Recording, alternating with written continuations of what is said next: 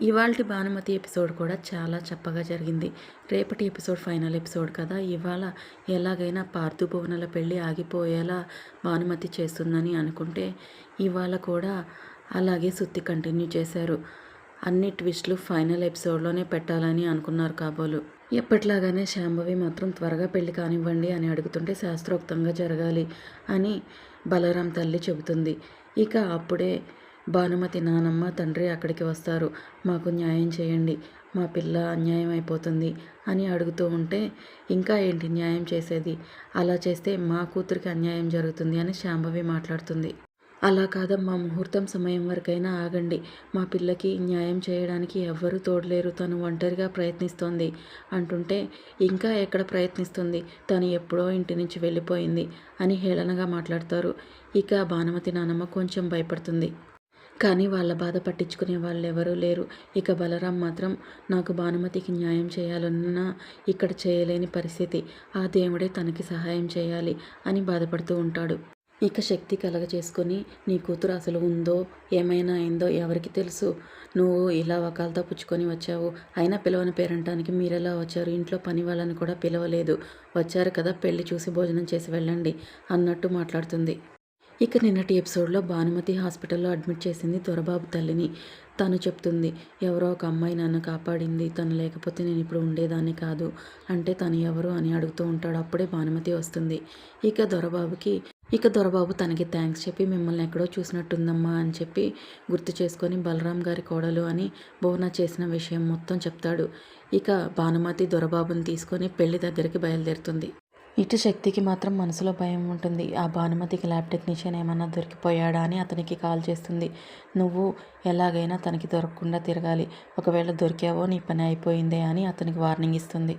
శాంభవి శక్తిలు త్వరగా పెళ్లి కానిచ్చేయాలని ఇక దండలు మార్చుకోండి అనడంతో, పార్థు మాత్రం నాకు ఈ పెళ్ళి ఇష్టం లేదు, తప్పక ఒప్పుకోవాల్సి వచ్చింది అంటూ మాట్లాడుతూ ఉంటాడు. అయితే ఏం చేయాలి, నువ్వు తప్పక చేసుకోవాల్సిందే అని శాంభవి గట్టిగా మాట్లాడుతుంది. ఇక శారద కలగ చేసుకొని, పార్థుకి ఇష్టం లేకపోతే ఎందుకు అలా బలవంతం పెడతారు, దండలే కదా మార్చుకోవాల్సింది, సూరి నువ్వు పార్థు మెడలో వెయ్యి, శాంభవి నువ్వు భువన మెడలో వెయ్యి అని చెప్పడంతో, ఏ దండలు ఎవరేస్తే ఏముంది, రేపు తీసి పడేసేవి, తాళి మెడలో పడితే దాన్ని ఎవరు ఏం చేయలేరు కదా, రామ్మ నేను వేస్తాను అంటూ శాంభవి వేస్తుంది భువన మెడలో.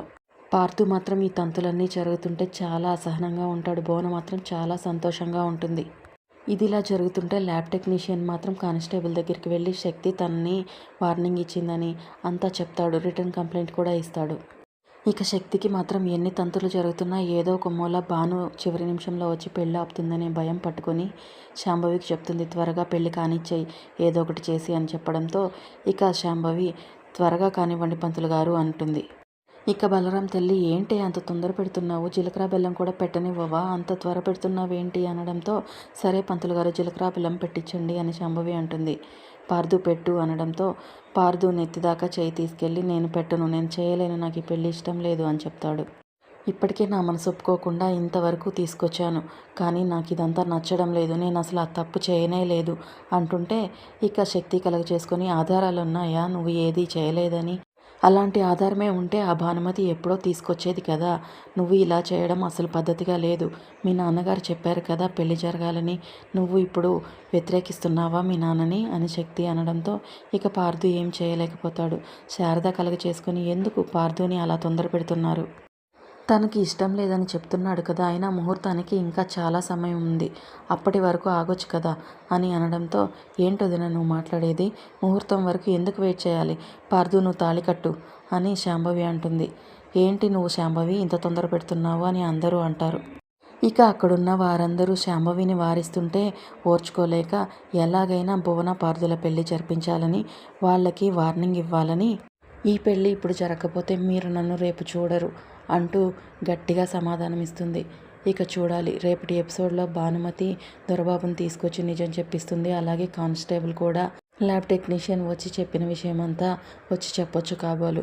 ఇక రేపటి ఎపిసోడ్లో పార్థు భువనల పెళ్ళి ఆగిపోయి భానునే అందరూ తమ ఇంటి కోడలని, తన పరువు నిలబెట్టడానికి వచ్చిందని అనుకునేలా జరుగుతుంది. ఇదే ఫైనల్ ఎపిసోడ్.